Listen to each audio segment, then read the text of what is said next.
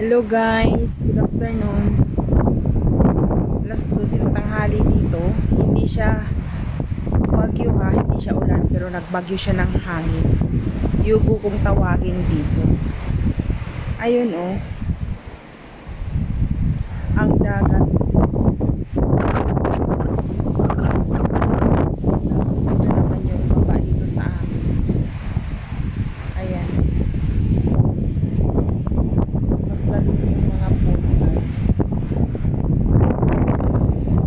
Parang tatangayin din yung cellphone. Ayan siya.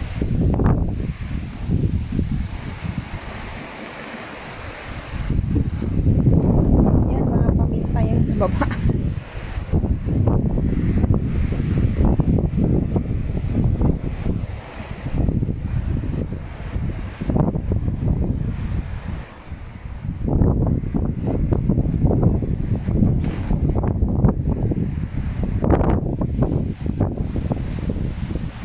Minsan may tunog pa yan, parang nasipol.